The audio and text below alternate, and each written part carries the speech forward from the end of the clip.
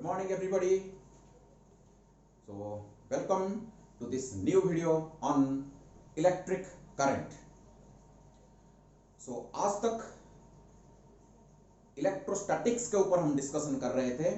That is we have discussed about behavior, nature and property of charges at rest. But today we will discuss behavior, nature and property of charges in motion. जब charge motion करेगा तो क्या होगा, इसके ऊपर आज का discussion है. सो इलेक्ट्रिक करंट चैप्टर का फर्स्ट वीडियो एक एक करके आपको सीरियली इसको देखना है ताकि कंसेप्ट क्लियर होता जाए और जितने भी इसके अंदर सीक्रेट है वो रिवील होता जाए. ओके, ताकि इसके रिलेटेड ये चैप्टर बहुत कंसेप्चुअल चैप्टर है, क्योंकि इसके बाद इलेक्ट्रिक करंट चैप्टर के बाद हमारा आएगा magnetic effects on electric current. और ये चैप्टर और वो चैप्टर पूरा इंटर रिलेटेड है. अगर इलेक्ट्रिक करंट चैप्टर आपका कंसेप्ट क्लियर नहीं हुआ तो आगे जितने भी चैप्टर्स आएंगे, magnetic effects of electric current, electromagnetic induction और अल्टरनेटिंग करंट, ये आपके लिए बहुत डिफिकल्ट हो जाएगा. सो इसीलिए इलेक्ट्रिक करंट चैप्टर को इलेक्ट्रोडायनामिक्स का फंडामेंटल चैप्टर बोलना चाहिए. इसका कंसेप्ट अगर मजबूत है तो आगे जितने भी चैप्टर आ रहा है आपके लिए बहुत आसान हो जाएगा. सो एक एक वीडियो को शुरू से एंड तक कंसंट्रेट करके देखते रहो. तो शुरू करने से पहले myself lieutenant Dyuti Krishna Khandwal, lecturer in physics. So welcome to this video. So electric current. So what is electric current? So electric current is nothing but the rate of flow of charge through a particular cross section of a conductor. So इसको आओ अच्छी तरह समझते हैं. थोड़ा ज्यादा हो गया, चलो कोई बात नहीं.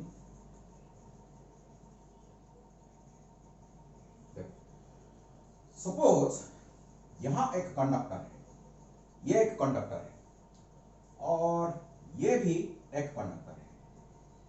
सपोज इसका पोटेंशियल V1 है and this conductor is at potential V2. Let us consider that V1 is greater than V2. Suppose V, the potential difference between these two conductors, that is V1 minus V2. Okay, so अगर मैं इधर एक connecting wire join कर दूं तो within no time charge will flow from higher potential to lower potential in order to equalize the potential. So charge flow होता है higher potential से लोअर पोटेंशियल, पॉजिटिव चार्ज. अगर पॉजिटिव चार्ज यहां से यहां तक फ्लो करेगा हायर पोटेंशियल से lower potential, but negative charge will flow from lower potential to higher potential.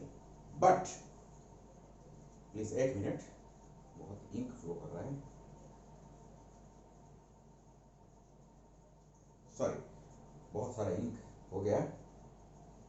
चलो, तो positive charge flows from higher potential to lower potential in order to equalize the potential, and negative charge always flows from lower potential to higher potential up to equal potential.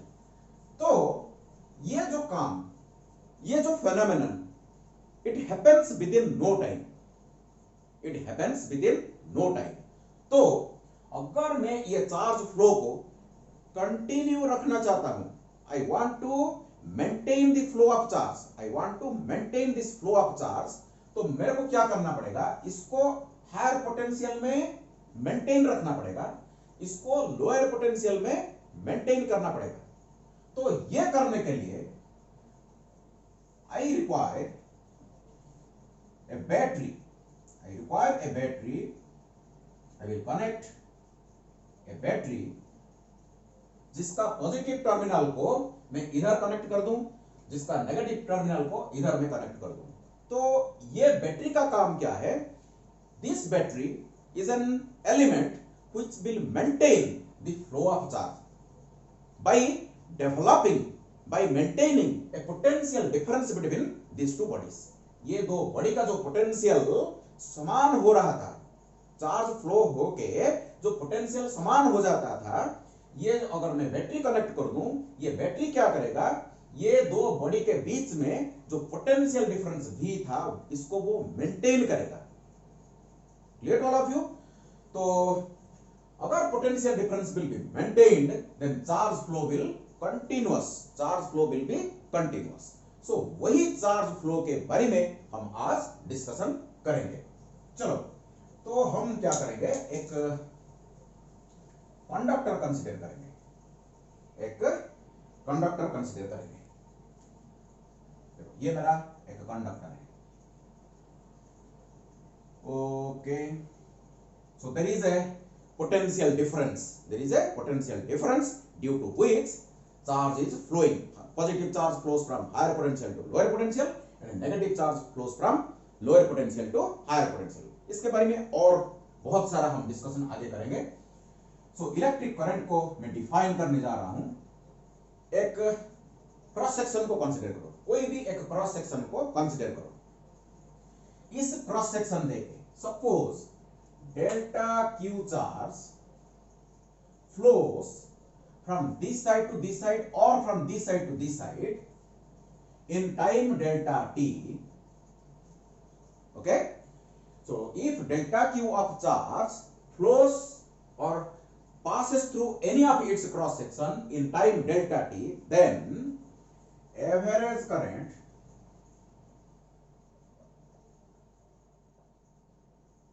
इसको हम आई A भी लिखेंगे is equal to delta Q divide by delta T. That is, this is my total charge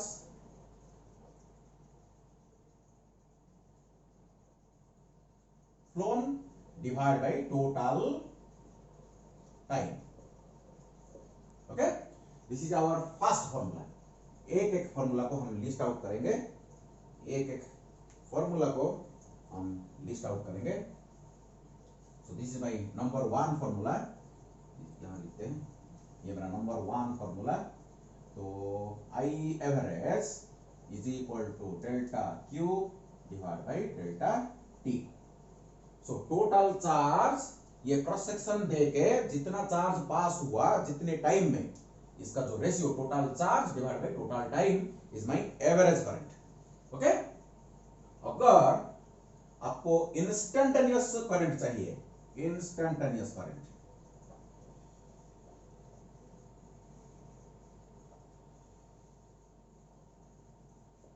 so instantaneous current is nothing but your I.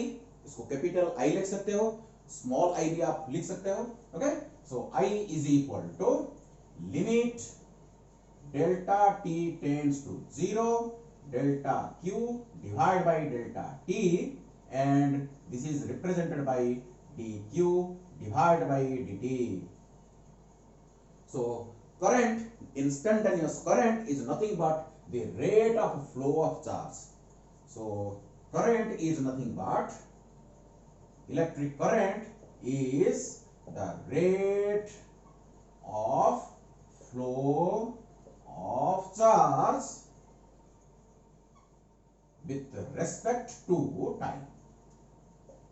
So rate of flow of charge with respect to time. So ये मेरा second formula है.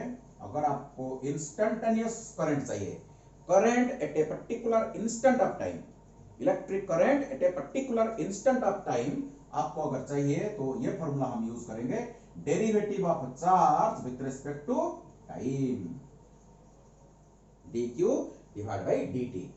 अगर charge flow is uniform, charge flow is uniform, that means एक second में जितना charge cross कर रहा है, 2 सेकंड में, सेकंड में उतना ही चार्ज फ्लो कर रहा है, थर्ड सेकंड में भी उतना ही चार्ज फ्लो कर रहा है. तो if charge flow is uniform, then directly we can use I is equal to Q divided by T. If charge flow is uniform, for that is for uniform uniform flow of charge. For uniform flow of charge, I average is equal to I instantaneous. Okay? I को directly ऐसे लिख सकते हैं. अगर मेरा charge flow uniform होगा, if charge flow is uniform, then average current and instantaneous current will be equalized. Okay? तो चलो समझो, धीरे धीरे इसको समझते हैं.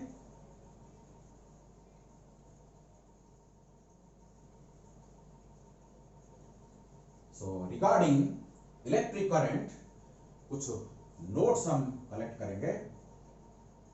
Note number 1, electric current it is a fundamental quantity.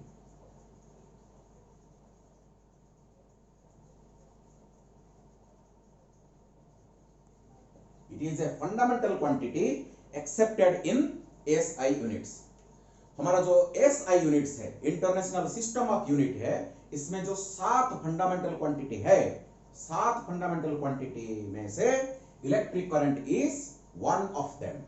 So electric current is a fundamental quantity. So definitely इसकी जो डायमेंशन होगा, dimension of I is A1.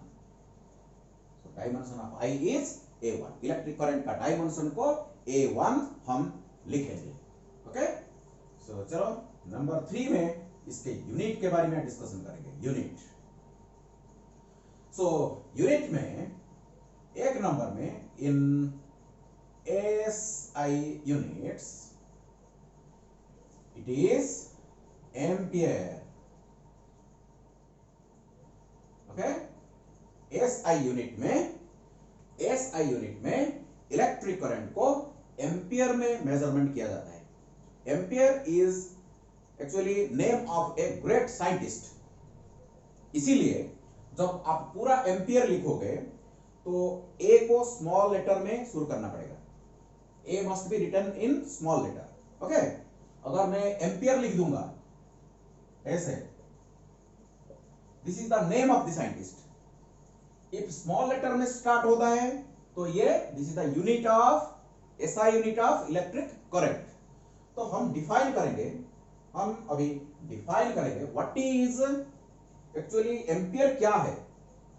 ये तो यूनिट है SI यूनिट में electric current.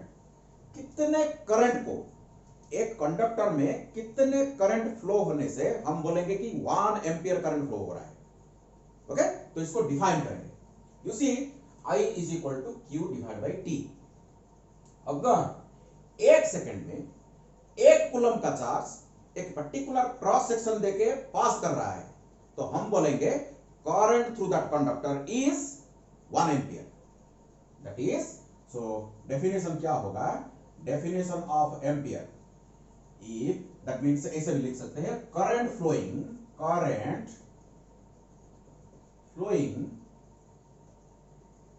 through a conductor is said to be 1 ampere if 1 coulomb of charge passes or crosses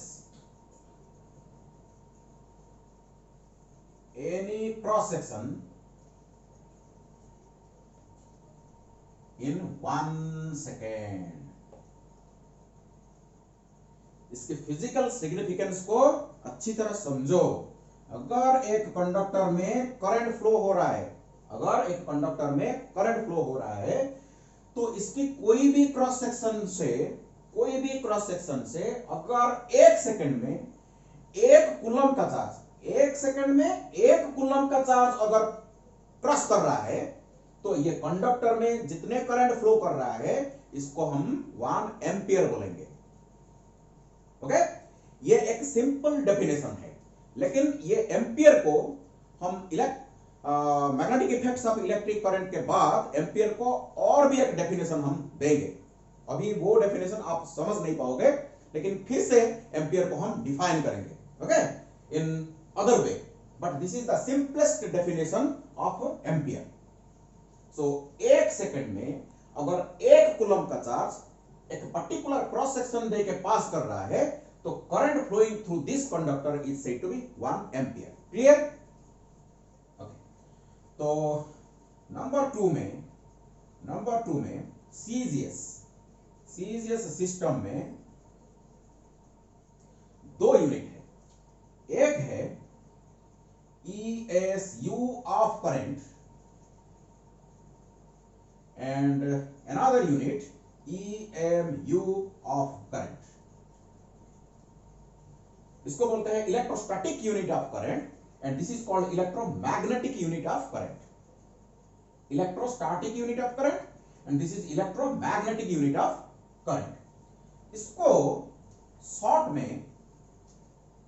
short में stat coulomb बोला जाता है. स्टार्ट कूलम बोलेंगे. Actually it is electrostatic unit of current. It is the correct term, correct unit, but इसको start coulomb भी बोला जाता है. और इसको start ampere, it is start ampere बोला जाता है. स्टार्ट कूलम चार्ज का है. सो ESU of current means it is start ampere और इसको बोलते हैं एब एम्पियर. क्लियर? और एम्पियर को पूरा लिखोगे तो ऐसे लिखोगे, नहीं तो कैपिटल A भी लिख सकते हो. क्लियर? तो एक रिलेशनशिप है, देखो हमको मालूम है. सो 4 नंबर में हम रिलेशनशिप लिखेंगे. Relationship. So what is the relationship? हमको मालूम है, we know 1 coulomb is equal to 3 into 10 to the power 9 start coulomb is equal to 1 divided by 10 air coulomb. So this is the relation we know. अब क्या करेंगे? ये charge का है, ये चार्ज का रिलेशन है. 1 SI यूनिट में चार्ज को कूलम में मेजरमेंट किया जाता है और electrostatic unit of charge this start coulomb, ये इलेक्ट्रोमैग्नेटिक यूनिट ऑफ चार्ज. सो इसको अगर मैं 1 सेकंड में डिवाइड कर दूं, ये भी 1 सेकंड में, यहां भी मैं 1 सेकंड में डिवाइड कर दूं, तो देखो 1 coulomb divide by 1 second, 1 coulomb divide by 1 second is nothing but your ampere. So this implies 1 ampere is equal to 3 into 10 to the power 9. ये हो गया मेरा स्टार्ट एम्पियर, ये मेरा stat ampere. So is equal to 1 divided by 10, इसको बोलते हैं ab ampere. ये मेरा ab ampere. So this is the relation we should know. So this is the relationship between ampere, stat ampere and ab ampere. This ab ampere को Biot भी बोला जाता है, बायट. ओके, चलो तो आगे बढ़ते हैं. तो ये मेरा 4 नंबर पॉइंट है. एक एक पॉइंट को अच्छी तरह समझो, याद रखो इसको. आज का जो वीडियो है ये प्योरली फंडामेंटल है. ये सब पहले से आपको मालूम होगा क्योंकि आप जो आपका जो 10th बोर्ड एग्जामिनेशन के लिए आप प्रिपेयर किए होंगे, ये सब आपको मालूम होगा. ये बहुत फंडामेंटल है, 10th में भी आप पढ़े होंगे. लेकिन हम बहुत डीप तक जाएंगे, बहुत अंदर तक जाएंगे. ओके, सो 5 नंबर में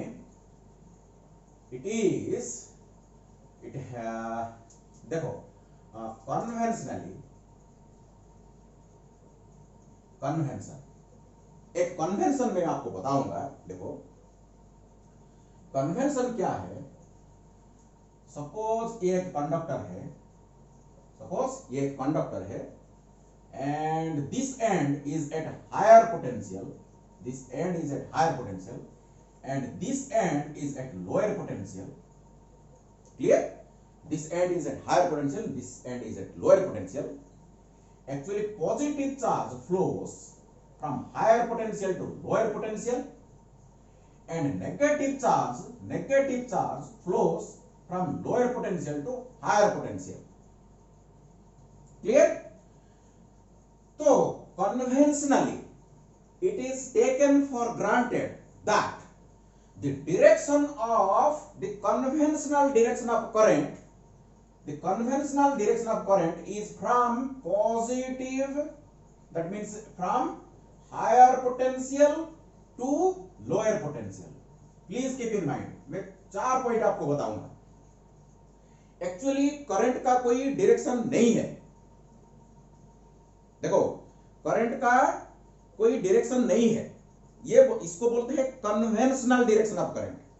हम कन्वेंशनली एक्सेप्ट करते हैं कि हायर पोटेंशियल से लोअर पोटेंशियल की डायरेक्शन में इलेक्ट्रिक करंट का कन्वेंशनल डायरेक्शन है।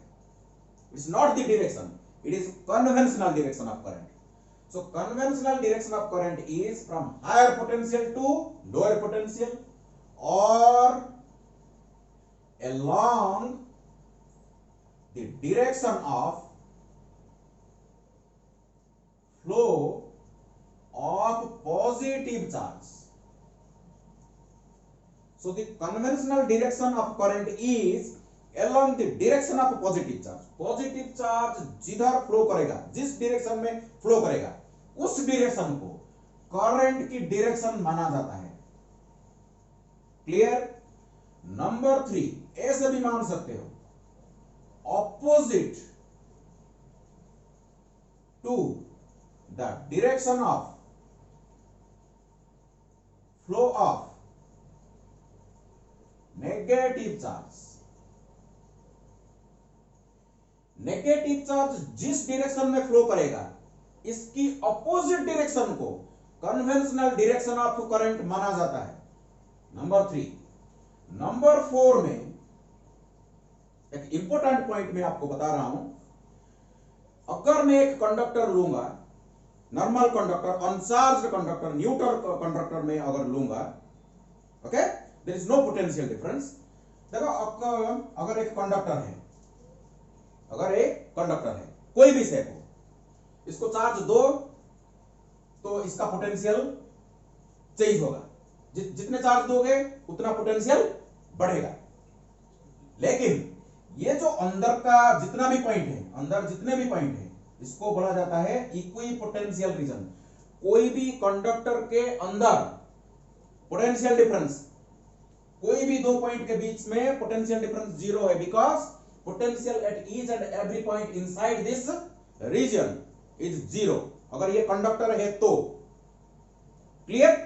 लेकिन जब एक पोटेंशियल डिफरेंस डेवलप होता है, कंडक्टर में एक पोटेंशियल डेवलप करता है, पोटेंशियल डिफरेंस डेवलप करता है, तो इसके अंदर इलेक्ट्रिक फील्ड डेवलप करता है। यहां इलेक्ट्रिक फील्ड क्या है? इलेक्ट्रोस्टैटिक में क्या पढ़ के आए हैं हम? Electric field inside a conductor is 0। Electric field inside a conductor, charge conductor is 0 because it is an equipotential region। ये अंदर का जो रीजन है कंडक्टर का, ये इक्विपोटेंशियल रीजन है, और इक्विपोटेंशियल रीजन में इलेक्ट्रिक फील्ड क्या है? 0 है यहां। लेकिन यहां इलेक्ट्रिक फील्ड 0 नहीं है, यहां इलेक्ट्रिक फील्ड 0 नहीं है। अगर potential difference will B V and length of the conductor is L, then V is equal to, और V is equal to, और ऐसे लिख सकते हैं E is equal to V divided by L, because we know E is equal to minus dV divided by dr। ये relation से हम बोल सकते हैं, यहां देखो इलेक्ट्रिक फील्ड जो डेवलप करेगा, potential difference divide by length of the conductor, E is equal to V divided by L। अगर इसका मैग्नीट्यूड हमको चाहिए तो the magnitude of the electric field inside a conductor is not 0 in electromagnetic condition। Actually, keep in mind, this is a very very important point I am telling you। in electrostatic conditions, पहले से भी आपको बता रखा हूं electrostatics में, in electrostatic conditions inside a conductor electric field is always 0, but when a current flows inside a conductor, when current flows inside a conductor, electric field inside the conductor is not 0। the magnitude of the electric field intensity is equal to V divided by L। please keep in mind, there is an electric field due to which there is a force, electrostatic force, that exerts a force on each and every charge, due to which charges are in motion, charges are in motion। okay, इसके बारे में आगे हम बहुत सारा discussion करेंगे। so along the direction of E, सो ये 4 point को आपको याद रखना पड़ेगा।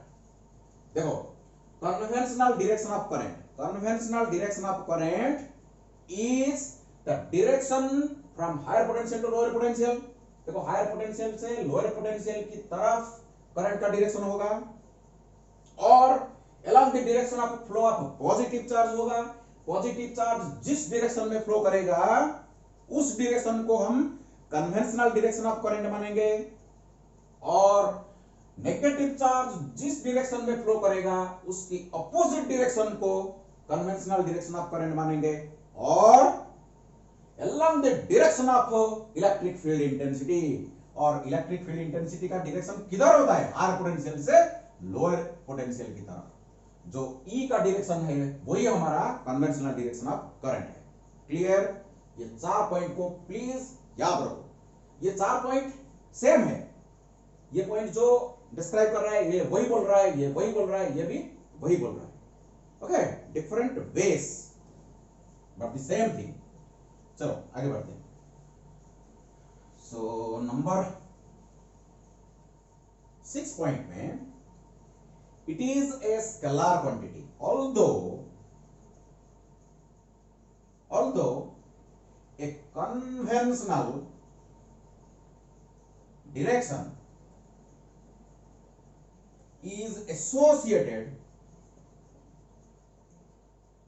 with current. Although a conventional direction is associated with current, still it is a scalar quantity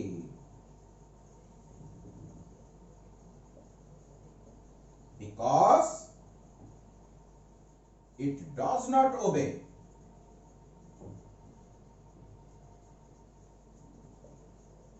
the laws of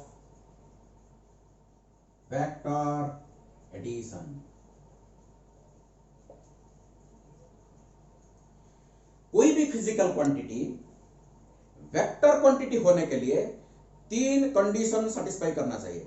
it must have specific magnitude, it must have specific direction, and it should obey the laws of vector addition. देखो, ये electric current एक ऐसा physical quantity है, इसका एक conventional direction है, direction नहीं है, इसका कन्वेंशनल डायरेक्शन है, लेकिन ये लॉज ऑफ वेक्टर एडिशन को फॉलो नहीं करता है, ओबे नहीं करता है। कैसे?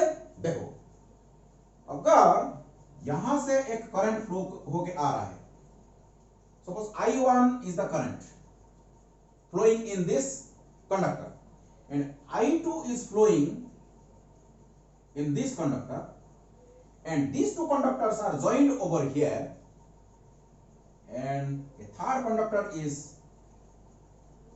this one, and you will see I3 will be is equal to I1 plus I2 irrespective of the angle between these two conductors. ये जो थीटा, ये थीटा के ऊपर डिपेंड नहीं करेगा। एक्चुअली अगर ये इलेक्ट्रिक करंट एक कंडक्टर हो, इलेक्ट्रिक करंट एक वेक्टर क्वांटिटी होता, ये इलेक्ट्रिक करंट अगर एक वेक्टर क्वांटिटी होता, तो ये जो रिजल्टेंट करंट ये थीटा के ऊपर डिपेंड करता। लेकिन यू विल सी, एग्जांपल लेते हैं, सपोज ये 3 एम्पियर का करंट इधर से आएगा, अगर यहां 4 एम्पियर का करंट इधर फ्लो करके इधर आएगा, ये थीटा कितने भी हो जाए, you can change the angle between two conductors, you will find I3 will be equal to 3 ampere plus 4 ampere is equal to 7 ampere. The resultant current will be 7 ampere irrespective of the angle between these two conductors. Clear to all of you? So vector addition को ये follow नहीं कर रहा है, obey नहीं कर रहा है, इसीलिए electric current is a scalar quantity. Electric current is a scalar quantity. Very very important point to be noted over here. चलो next देखते हैं, next देखते हैं number 7 point. So number 7 point में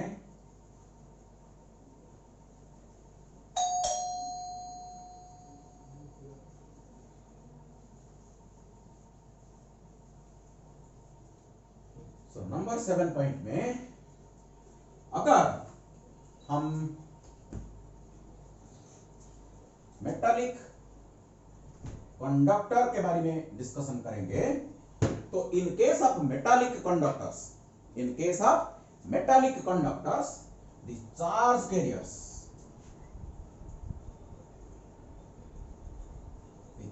कैरियर्स आर इलेक्ट्रॉन्स। सो इसको हमको याद रखना पड़ेगा। So in case of metallic conductors the charge carriers are electrons. That means the current is flowing in metallic conductors due to flow of electrons. Okay.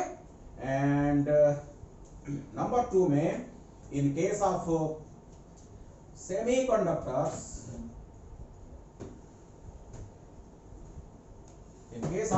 semiconductors, the flow of electric current is due to electrons and holes. But in case of discharge tube,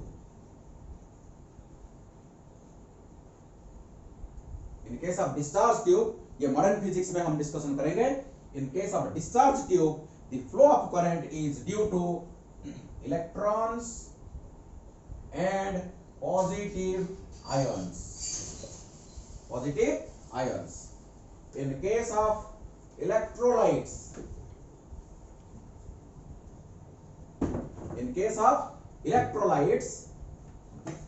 the charge flow is due to positive and negative ions.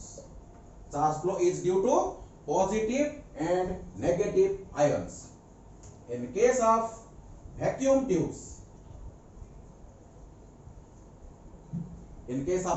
tubes, that means diodes, triodes, tetrodes, pentodes, इसके बारे में हमारा plus 2 में ये include नहीं है course में, इसको हम याद रखते हैं। वैक्यूम ट्यूब होता है ये। सो ये वैक्यूम ट्यूब में it is due to electrons. And in case of superconductors,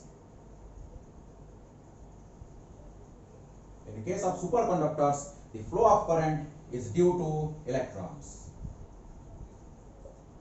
So current in different situations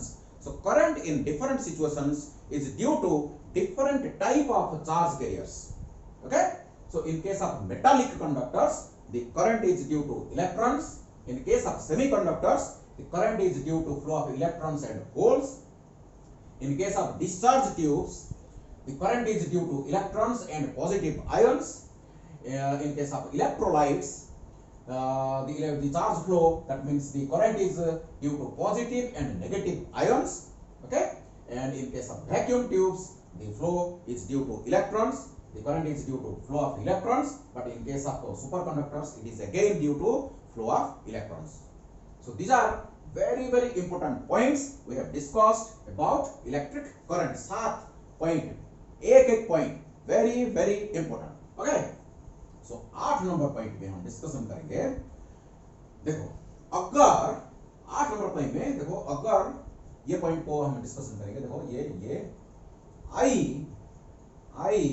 is equal to D Q divide by D T. I is equal to D Q divide by D T. So this implies D Q is equal to I times D. सो ये एक बहुत बढ़िया relation है। यहां से please देखो, अगर एक कंडक्टर में करंट यूनिफॉर्मली फ्लो कर रहा है, that means the charge flowing in the conductor uniformly in equal interval of time if charge flowing is constant. Okay, if equal amount of charge crosses a particular cross section in equal intervals of time, then the current in the conductor is said to be uniform. Then in that case, अगर हमको Q चाहिए, total charge flown in a particular interval हमको चाहिए, तो हम क्या करेंगे? Q is equal to directly I into T multiply कर देंगे। यहां से देखो Q is equal to I T. For uniform flow of charge for constant current. अगर एक कंडक्टर में कांस्टेंट करंट फ्लो हो रहा है तो पर्टिकुलर टाइम इंटरवल में कितना चार्ज पर्टिकुलर क्रॉस सेक्शन देके क्रॉस हो रहा है, इसको कैलकुलेशन करने के लिए directly Q is equal to I times T। I is the constant current and T is the time for which electric current is allowed to flow। अगर variable होगा, देखो अगर वेरिएबल करंट होगा that means charge flow is not uniform। अगर charge flow uniform नहीं होगा तो Q निकालने के लिए this is the for uniform, for ऐसे लिखते हैं for constant current, constant current, okay. So that means I is equal to constant, I is equal to constant। अगर नॉन यूनिफॉर्म होगा I is variable, so variable current के लिए Q is equal to, इसको हम integrate करना पड़ेगा, integration from T1 to T2 I dt। ये formula को हम यूज करना पड़ेगा, ये फॉर्मूला को हम यूज करना पड़ेगा, okay. So T1 to T2, so Q is equal to T1 to T2 I dt for non-uniform flow of charge। For a variable current we have to integrate this I to find out the amount of charge flown in a particular time interval। Her case में और भी एक रास्ता है, अगर एक graph होगा जिसमें टाइम वर्सेस करंट अगर दिया है तो टाइम वर्सेस करंट ग्राफ हमारे पास है तो ये जो ग्राफ होगा, ये जो कोई भी शेप का अगर ग्राफ होगा तो ये ग्राफ के अंदर, ये कर्व के अंदर जितना एरिया होगा that means charge flown in a particular time interval is equal to area under the IT graph और IT कर्व, ऐसे बोल सकते हैं कर्व। ये तीन फॉर्मूला को हम याद रखेंगे, okay. So Q is equal to IT अगर कांस्टेंट करंट फ्लो करेगा तो, अगर current is variable then we have to integrate it with proper limits. अगर करंट वर्सेस टाइम का जो ग्राफ हमारे पास है तो हमको area under the IT curve निकालना है, क्लियर। सो ऐसे हम चार्ज फ्लो निकाल सकते हैं। सो this is all about electric current का फंडामेंटल, ओके। चलो आगे बढ़ते हैं।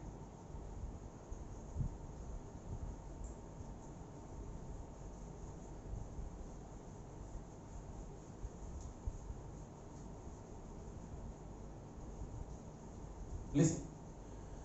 So as electric current is a scalar quantity and actually it is a macroscopic physical quantity। Electric current is a macroscopic physical quantity। macroscopic क्या है? ये overall property of the body। So अगर हम microscopic level के लिए discussion करेंगे, देखो ये एक कंडक्टर है जिसको मैं मैग्नीफाई करके आपको दिखा रहा हूं। सपोज ये मेरा एक कंडक्टर है, ये मेरा कंडक्टर है और इस कंडक्टर में सपोज करंट ऐसे फ्लो कर रहा है, current flowing in this conductor is I, okay. So keep in mind, अगर एक बात करते हैं, सपोज एक नॉन यूनिफॉर्म कंडक्टर होगा, ये सपोज देखो ये नॉन यूनिफॉर्म कंडक्टर होगा तो यहां का जो area of cross section A1 है, सपोज यहां का area of cross section A2 है। आप देख रहे हो A2 is greater then A1, यहां का area of cross section is greater then A1, okay. तो I इधर का करंट सपोज I1, इधर का करंट सपोज I2, तो I1 will be equal to I2। Keep in mind, very important point number 1। That means current flowing through a conductor is independent of the area of cross section। That means यहां एक second में जितना charge flow करेगा, यहां भी एक second में उतना ही चार्ज फ्लो करेगा, because current is nothing but the rate of flow of charge. Unit time में कितना चार्ज फ्लो कर रहा है एट पर्टिकुलर क्रॉस सेक्शन देखे, वो होता है हमारा electric current. And you will find it is independent of the area of cross section of the conductor.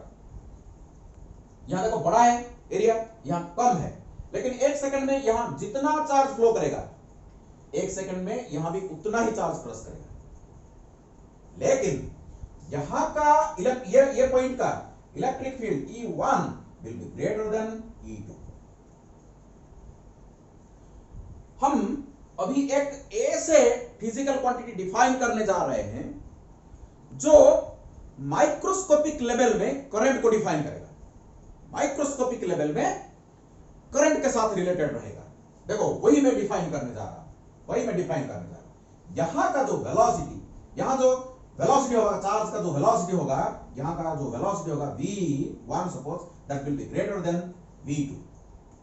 Actually this velocity को आगे हम नेक्स्ट क्लास में डिस्कशन करेंगे, इसको ड्रिफ्ट वेलोसिटी बोलते हैं, drift velocity. So drift velocity क्या है, नेक्स्ट वीडियो में हम डिस्कशन करेंगे। यहां ड्रिफ्ट वेलोसिटी ज्यादा होगा, यहां ड्रिफ्ट वेलोसिटी कम होगा, यहां इलेक्ट्रिक फील्ड ज्यादा होगा, यहां इलेक्ट्रिक फील्ड कम होगा, लेकिन यहां का करंट सेम होगा। लेकिन ऐसे फिजिकल क्वांटिटी हम डिफाइन करेंगे। सपोज देखो यहां एक छोटा सा एरिया हम कंसीडर करेंगे, छोटा सा एरिया कंसीडर करेंगे जिसको हम वेक्टोरियली ए से रिप्रेजेंट करेंगे। Suppose this is ds vector. Suppose eight this point the flow of charge, that means the conventional direction of current is suppose I is not a vector quantity, I is a scalar quantity, but it has got conventional direction। so positive चार्ज जिधर flow कर रहा है इस point में, suppose इसको मैं P point बोल दूं, ये मेरा P पॉइंट है, ये P पॉइंट में पॉजिटिव चार्ज जिधर फ्लो कर रहा है, suppose this is my higher potential and this is my lower potential. So higher potential से लोअर पोटेंशियल की तरफ पॉजिटिव चार्ज की फ्लो का डायरेक्शन होगा, and that direction will be treated as the conventional direction of current. So current की direction में एक physical quantity हम डिफाइन करेंगे इधर, that is called J, and it is called current density.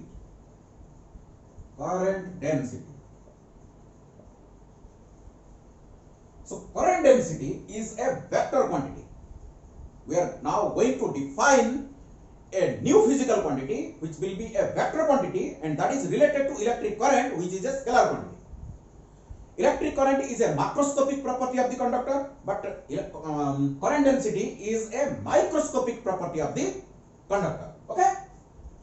So J is equal to, अगर this small area ds में, इसको delta S बोलते हैं, ऐसे डेल्टा एस एरिया में suppose delta I current flow कर रहा है,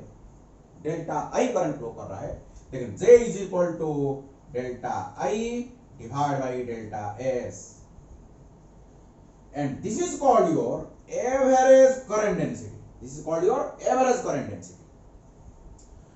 it is a vector quantity, so is equal to ऐसे लिखेंगे m cap. So vectorially it is represented like this: current per unit area. Current density, the magnitude of the current density at a point is nothing but the current per unit area, and that area is perpendicular to the direction of current, that means direction of positive charge at that point. It is a microscopic property. पूरा अंदर को हम घुसेंगे एक point के।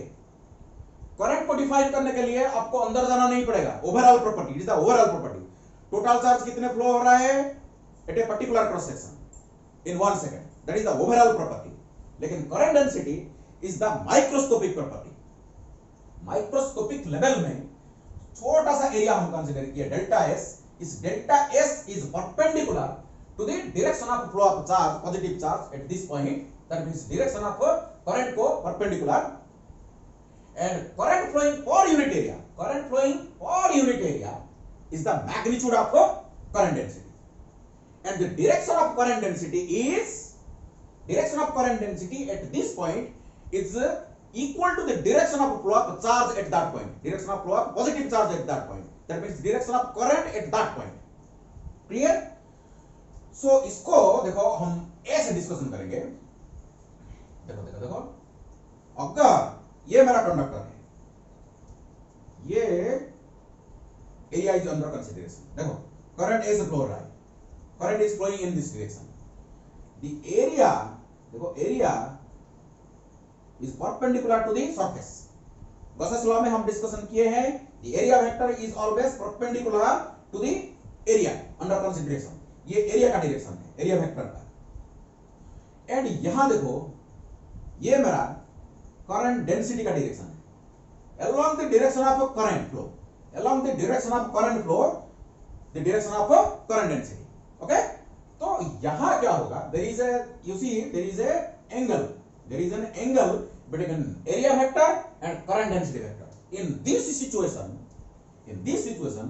J is equal to delta I divide by, ऐसे भी लिख सकते हैं हम, डी आई, ऐसे भी लिख सकते हैं D I divide by D S cos theta, D S cos theta. देखो ये एवरेज मेरा एवरेज करंट डेंसिटी है। अगर आपको इंस्टंटेनियस करंट डेंसिटी चाहिए, इंस्टंटेनियस करंट डेंसिटी चाहिए, तो limit delta S tends to 0, delta I divide by delta S is equal to di divided by ds. This is my instantaneous current density. I have written in scalar form. J is equal to di divided by ds. The derivative of current with respect to area. Okay. तो J is equal to di divided by ds cos theta होगा अगर J और ds vector, current density vector and area vector के बीच में अगर एक angle होगा तो। So this implies, ऐसे इसको लिख सकते हैं, so di is equal to j ds cos theta, j ds cos theta. So is equal to, so this implies di is equal to j dot ds, ऐसे लिख सकते हैं, dot product of current density vector and area vector। देखो एक बढ़िया important formula फिर से मिल गया हमको, 4 नंबर फॉर्मूला में J average is equal to delta I divided by delta S and J instantaneous is equal to di divided by ds and di is equal to j dot ds। अगर I चाहिए तो integration of j dot ds। देखो ये बहुत सारा formula हमारा हो गया। और आपको मैं एक चीज बताना चाहता हूं, यहां देखो ये जो कंडक्टर है, नॉन यूनिफॉर्म कंडक्टर, देखो ये यहां का एरिया कम है, यहां का एरिया ज्यादा है, करंट सेम है, यहां का करंट सेम है, लेकिन यहां का करंट डेंसिटी सेम नहीं है। J1 is greater than J2, J1 is greater than J2 because current density is equal to current per unit area।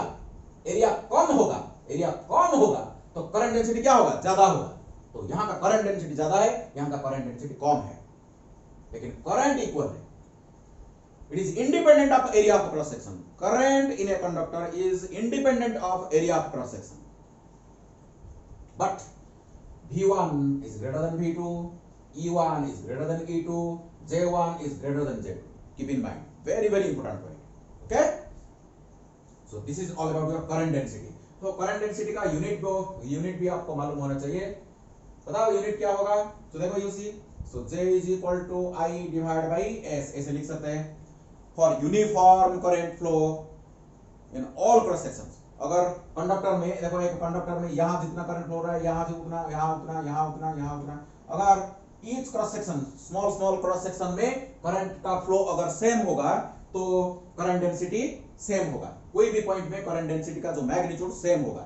तो J is equal to I divided by S हम लिख सकते हैं। इसका SI unit क्या होगा बताओ।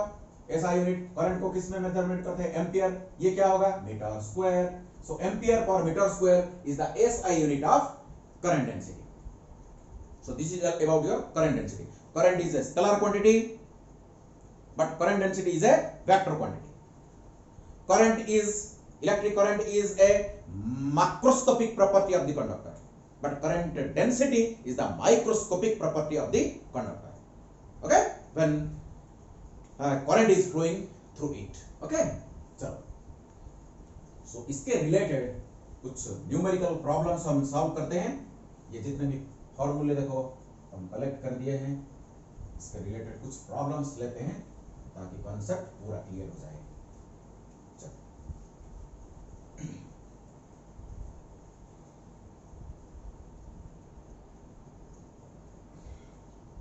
एग्जांपल्स। इलस्ट्रेशन 1 लेते हैं।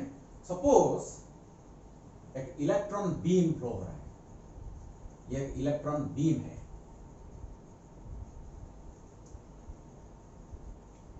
एक इलेक्ट्रॉन बीम फ्लो हो रहा है, okay.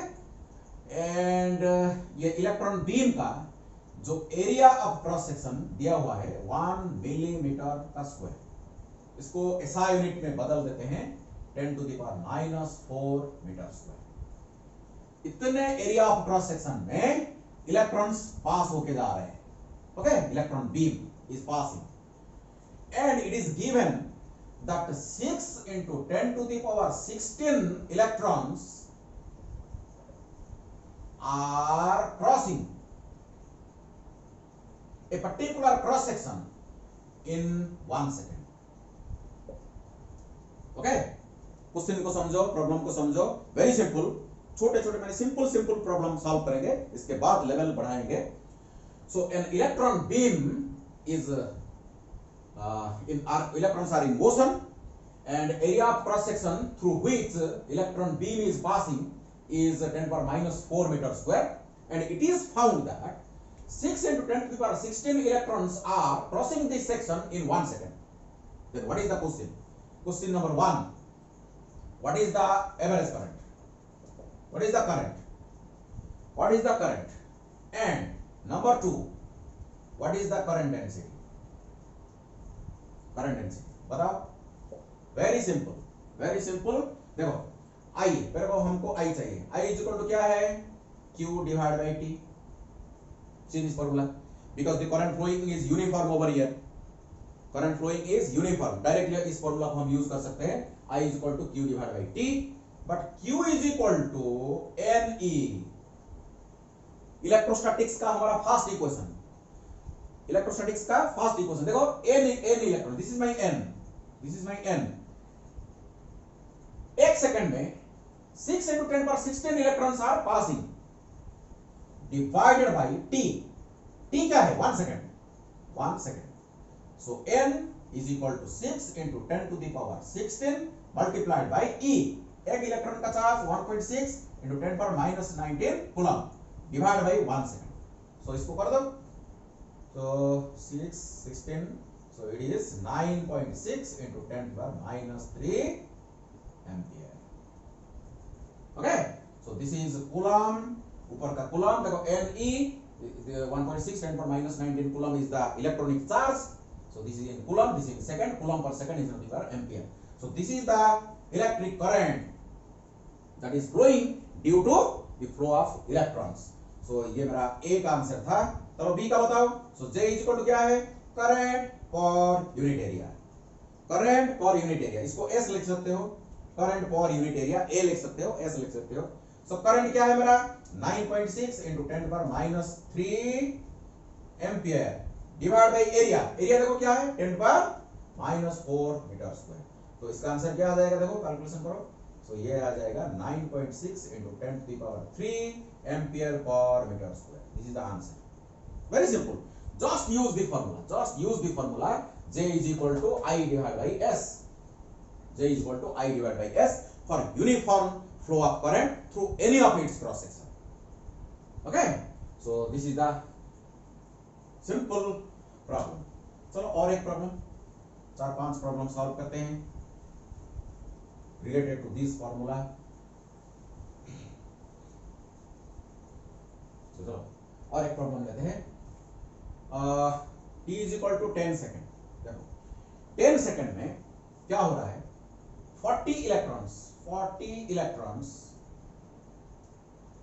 Are flowing from, that means they are travelling from left to right.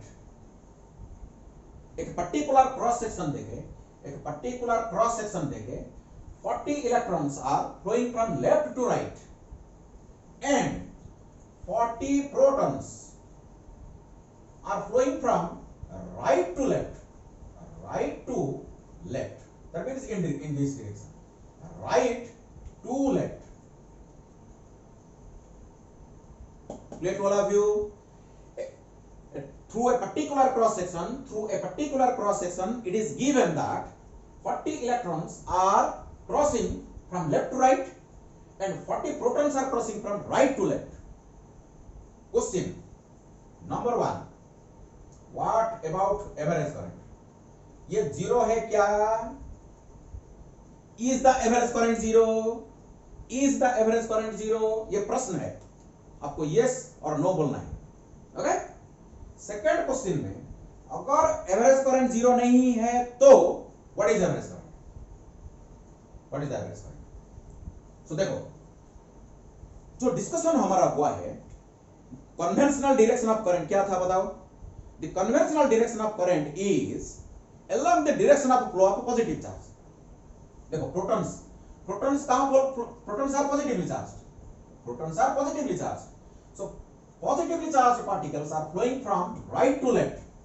Positively charged particles are flowing from right to left. That means this is my direction of current.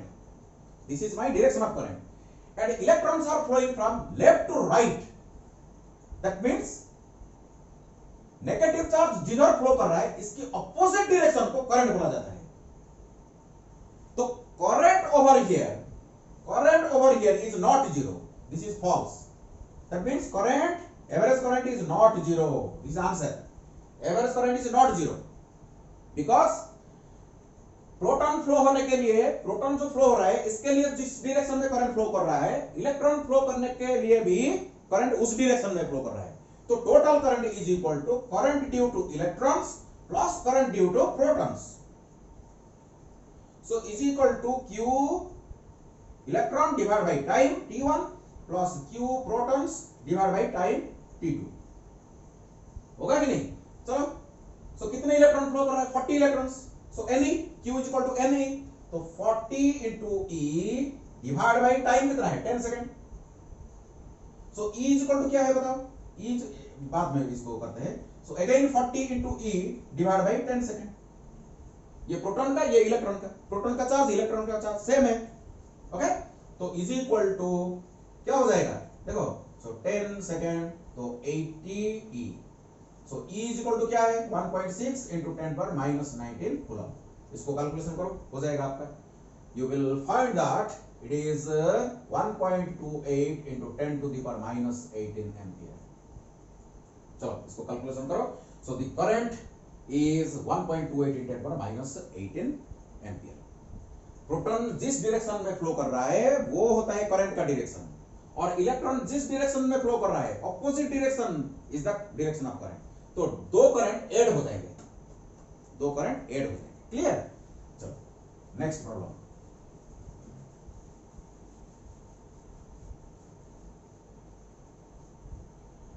Suppose I is equal to 4 ampere flows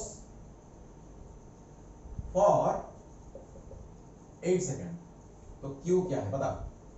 एक conductor में, the question is that in a conductor it is found that 4 ampere of current is flowing, a constant current 4 ampere is flowing for 8 seconds.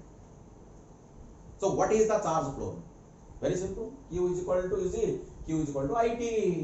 Answer solution. So Q is equal to IT. मैं बोला था आपको अगर uniform current flow होगा तो ये equation लागू होगा. Q is equal to IT. So is equal to I बताओ 4 एम्पियर, T बताओ 8 सेकेंड, सो 32 कूलम. आंसर पूरा फॉर्मूला बेस्ड सिंपल प्रॉब्लम्स. सो 10th बोर्ड में भी जब आप सॉल्व किए होंगे ये सब. ओके, तो बहुत फंडामेंटल है. चलो और एक प्रॉब्लम देखो. Suppose I is equal to 2 ampere. एक कंडक्टर में 2 एम्पियर का करंट फ्लो कर रहा है. बताओ Q इज इक्वल टू कितने होगा अगर T is equal to 1 second. 1 second में कितने चार्ज फ्लो होगा? और मेरा सेकंड प्रश्न है, सेकंड प्रश्न में, ये मेरा फर्स्ट प्रश्न है, सेकंड प्रश्न मेरा कितने इलेक्ट्रॉन्स फ्लो किया है? How many electrons flow? Question को समझो, क्वेश्चन को समझो. In a conductor current of 2 ampere is allowed to flow for 1 second. In a conductor 2 ampere of current is allowed to flow for 1 second. Then what is the charge flown? Solution देखो. So Q is equal to IT. बताओ आई क्या है 2 ampere, time क्या है 1 second, सो 2 coulomb का charge flow करेगा। हो गया, एक आंसर हो गया, वेरी सिंपल। लेकिन सेकंड प्रश्न ये पूछ रहा है how many electrons cross A particular cross section. इतने चार्ज फ्लो करने के लिए, इतनी चार्ज 2 कूलम का चार्ज फ्लो करने के लिए एक सेक्शन में कितने इलेक्ट्रॉन फ्लो करना पड़ेगा। तो Q is equal to N, ये फॉर्मूला यूज करेंगे, Q is equal to N, तो N is equal to Q divide by E।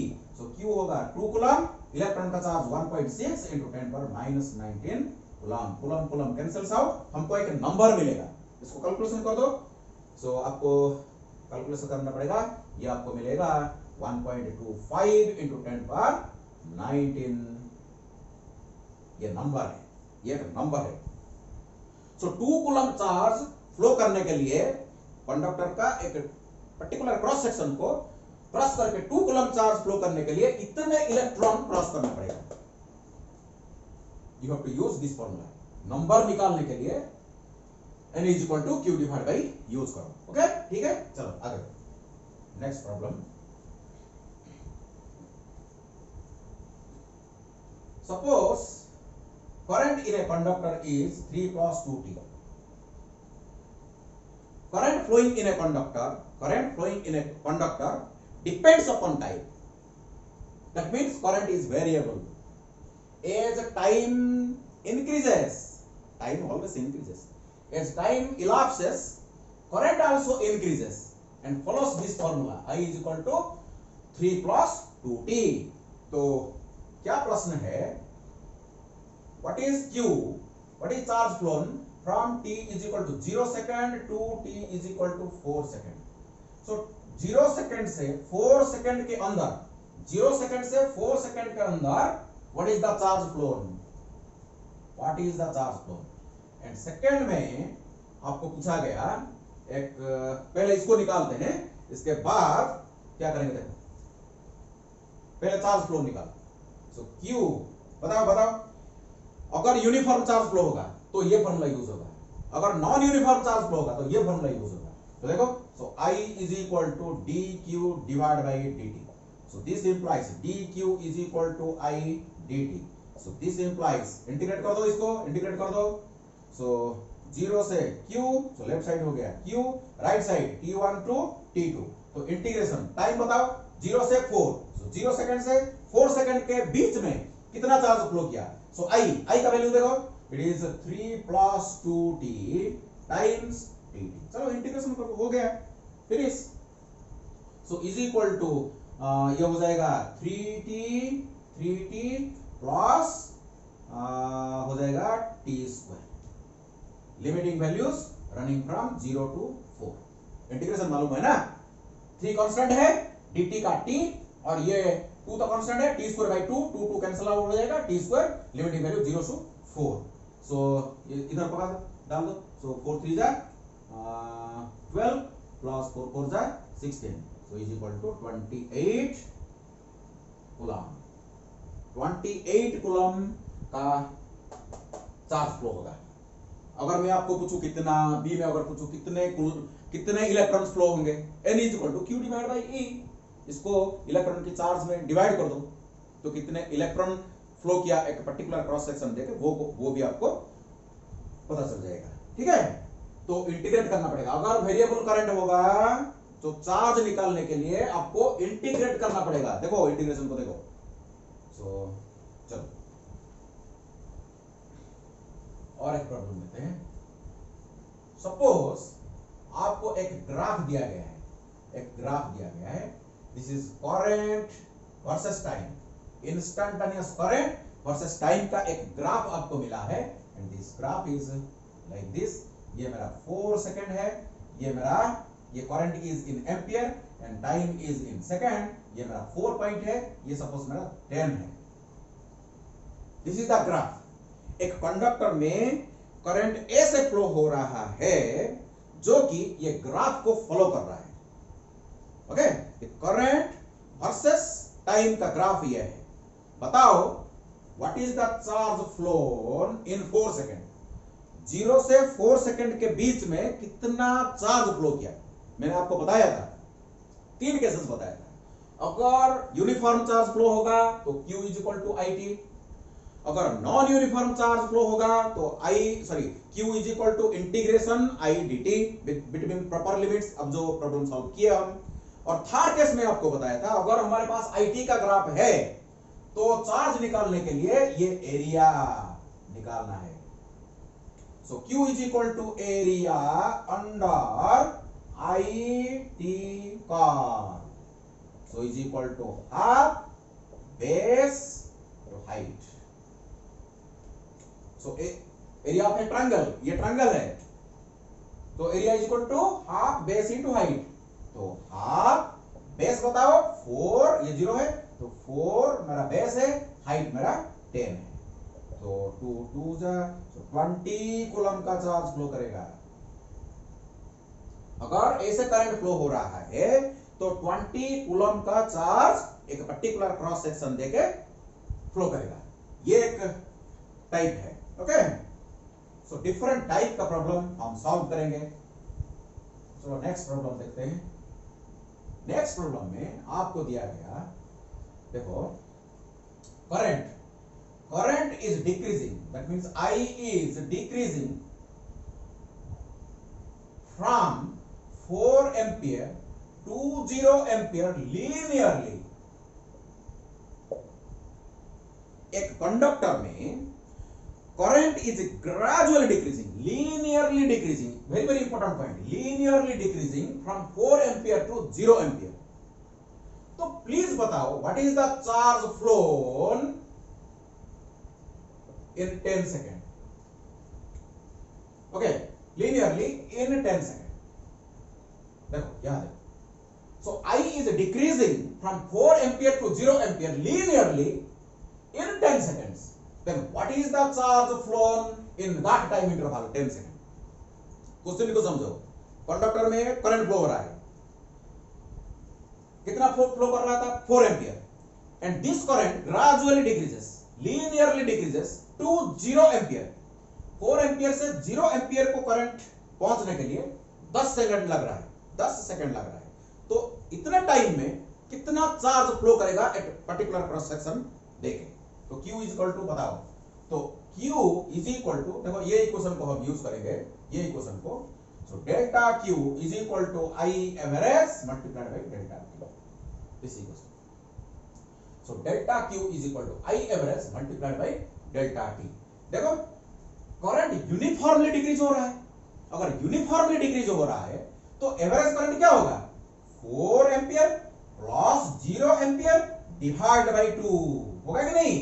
Initial current plus final current divide by 2। ये linearly word is very important. अगर ये linearly decrease नहीं करता तो हमको कुछ डिफरेंट पाथ एडॉप्ट करना पड़ता है, लेकिन ये करंट लीनियरली डिक्रीज कर रहा है, तो it is initial current plus final current divide by 2। This is the average value of current multiplied by time 10 second हो गया। So it is 2 जा, so it is 20 coulomb. Answer very simple, लेकिन थोड़ा सा छोटा कॉन्सेप्ट यूज हो रहा है। ओके, चलो आगे बढ़ते हैं और एक प्रॉब्लम लेते हैं। सपोज एक कंडक्टर में करंट ऐसे फ्लो कर रहा है जैसे कि current density is vectorially represented like 2 multiplied by 10 to the power 4 J ampere metre minus 2। Vectorially, current density is a vector quantity. Current is flowing in a conductor which is equal to 2 multiplied by 10 to the power 4 J cap. It is given vectorially, and the area vector is given 2 I cap plus 3 J cap cm square. Then what is the current? बताओ current क्या होगा, बताओ current कौन सा। You see this one, everything is here। इसको याद रखोगे तो कोई भी प्रॉब्लम आपका सॉल्व हो जाएगा, related to current and current density. Okay, so DI is equal to J dot DS। देखो I is equal to J dot S, ऐसे यूज करेंगे। तो देखो, so is equal to J कितना है, देखो So 2 multiplied by 10 to the power 4 j cap dot product with area vector 2 I cap plus 3 j cap. ये देखो SI unit में, ये देखो SI यूनिट में, लेकिन ये CGS यूनिट में, इसको हम कन्वर्ट कर देंगे SI में, तो 10 to the power -4 metre square हो जाएगा, 10 टू पावर -4 हो जाएगा, होगा कि नहीं? चलो अभी कर दो। सो देखो ये अगर मल्टीप्लाई करेंगे, ये तो 10 टू द पावर 4, ये 10 टू पावर -4, 10 टू पावर 4, ये 10 टू पावर -4, ये तो कैंसिल हो जाएगा। सो 2j cap multiplied by this I cap, j dot I, बताओ बताओ बताओ। सो 2 into 10 to the power 4 multiplied by 10 to the power -4, इसको बाहर रख दो। अभी j कैप डॉट देखो 2 मल्टीप्लाइड बाई 2 ऐसे लिखते हैं, 2 multiplied by j cap dot I cap, ये एक टर्म है, plus j cap 3 j cap dot j cap, होगा कि नहीं? बताओ, होगा ना? देखो ये j cap dot I cap क्या हो जाएगा? 0 हो जाएगा। j cap dot j cap equal to 1, तो ये तो देखो ये तो 1 हो गया, ये तो 1 हो गया। So 2 multiplied by 3 it is 6 ampere का current answer. Clear? Finish finish हो गया ना? j dot I equal to 0, ये टर्म 0 हो गया, और ये j cap dot j cap equal to 1, तो 3 मल्टीप्लाइड बाई 2, ये तो 1 हो गया, 3 multiplied 2 equal to 6 ampere, 6 ampere का करंट फ्लो करेगा। तो देखो अगर आपको करंट डेंसिटी और एरिया वेक्टर वेक्टोरियली दिया गया है, तो अगर करंट चाहिए, current is a scalar quantity because dot product of two vectors always gives a scalar quantity. ये भी करंट का स्केलर क्वांटिटी होने का प्रूफ है। Okay, so dot product of two vectors always gives us a scalar quantity, so that's why current is a scalar quantity। चलो आगे बढ़ो और एक लास्ट प्रॉब्लम सॉल्व करते हैं। Suppose a current you see, an electron is flowing in a circular path, an electron is flowing in a circular path। इसको generalise करके discussion करते हैं। सपोज एक Q चार्ज कोई भी सर्कुलर मोशन कर रहा है जिसका रेडियस है r, एंड इसका speed is v which is constant, uniform circular motion कर रहा है। एक charge particle having charge q is making uniform circular motion in a circular path of radius r, तो कितना करंट फ्लो होगा बताओ। देखो प्लीज, करंट क्या है? What is current? Current is nothing but the charge flowing through a particular cross section in unit time. देखो ये charge अगर फ्लो कर रहा है, सर्कुलर मोशन कर रहा है, तो ये पर्टिकुलर क्रॉस सेक्शन देके ये बार बार इधर जा रहा है, बार बार देखो ऐसे बार बार जा रहा है, तो यूनिट टाइम में जितने बार ये क्रॉस करेगा, एक बार क्रॉस करेगा तो क्यू चार्ज फ्लो होगा, 2 बार अगर क्रॉस करेगा तो 2q चार्ज फ्लो करेगा ये क्रॉस सेक्शन देके, अगर n टाइम क्रॉस करेगा इस क्रॉस सेक्शन को तो कितना चार्ज फ्लो करेगा? nq। What is n? Is the frequency. Clear? देखो so I is equal to q divided by t, capital T लिख दूंगा मैं, I equal to q divided by t, t is the time period, t is the time period of this periodic motion. So q divided by, ऐसे भी लिख सकते थे, q 1 divided by time period, 1 divided by time period is nothing bye frequency, frequency को हम f लिख सकते हैं। सो करंट के लिए डायरेक्टली ये फॉर्मूला आप यूज कर सकते हो, ये फॉर्मूला यूज कर सकते हो, ये फॉर्मूला भी यूज कर सकते हो। ओके, सर्कुलर मोशन के लिए देखो इज इक्वल टू, देखो ये पूरा पाथ क्या होगा? अगर रेडियस r होगा तो s is equal to 2 pi r होगा पूरा पाथ। एक सर्कुलर मोशन में, एक रिवॉल्यूशन में कितना पाथ कवर करेगा? 2 पाई r। लेकिन टाइम क्या है? t is equal to t। Okay, तो t इज इक्वल टू क्या होगा? t is equal to 2 pi, देखो s is equal to V is equal to S divided by T है कि नहीं बताओ। So this implies T is equal to S divided by V। तो T is equal to क्या होगा, 2 pi R divided by V होगा। ये time period का फॉर्मूला है, ये टाइम पीरियड का फॉर्मूला है। So Q divide by 2 pi R divide by V, ये फॉर्मूला भी आप यूज कर सकते हो। तो हमको देखो, so Q V divide by 2 pi R, ये मेरा करंट का बहुत बढ़िया फॉर्मूला है। ये भी फॉर्मूला यूज करोगे अगर फ्रीक्वेंसी मालूम है। ओके, तो हमको क्या पूछा गया ये प्रश्न में, एक इलेक्ट्रॉन रेडियस होगा 10 सेंटीमीटर। ओके, एक इलेक्ट्रॉन सर्कुलर मोशन कर रहा है और स्पीड का वैल्यू दिया गया है 4 × 10⁶ मीटर पर सेकेंड। तो बताओ, an electron is making uniform circular motion in a circular path of radius 10 centimeter with speed 4 × 10⁶ meter per second. What is the current? What is the equivalent current? Use this formula. Finish. So is equal to Q क्या है, 1.6 × 10⁻19 coulomb. Electron का charge, speed देखो, speed क्या है, 4 × 10⁶ metre पर second, ये coulomb है, divide by 2, 3.142 pi, radius 10 centimetre, 10 × 10⁻2 metre. इसको कैलकुलेशन कर दो, इसको आप कैलकुलेशन करो, आपको आंसर मिल जाएगा। You will get it is 10⁻12 ampere. इसको कैलकुलेशन करो, ये पूरा कट जाएगा, 10⁻12 एम्पियर मिलेगा। ये था variety problems related to all these फॉर्मूले। जितने में फॉर्मूला था सबके रिलेटेड मैंने एक एक प्रॉब्लम सॉल्व कर दिया। और आपके पास जो जो बुक होगा इसके अंदर भी बहुत सारा प्रॉब्लम है और आपको सॉल्व करना है। मैं अगर 7-8 प्रॉब्लम किया तो आपको कम से कम 30-40 प्रॉब्लम आपको सॉल्व करना पड़ेगा। सो जितने आप प्रैक्टिस करोगे इतना कंसेप्ट आपका मजबूत होगा। सो यहाँ ये वीडियो खत्म करते हैं। नेक्स्ट वीडियो में हम डिस्कशन करेंगे ड्रिफ्ट वेलोसिटी के बारे में, और वहां से हम ड्रिफ्ट वेलोसिटी के कॉन्सेप्ट को लेकर आगे बढ़ेंगे और ओम्स लॉ को डिराइव करेंगे और इसके ऊपर बहुत सारा डिस्कशन करेंगे। So next video is my equally important. Thank you all, God bless you.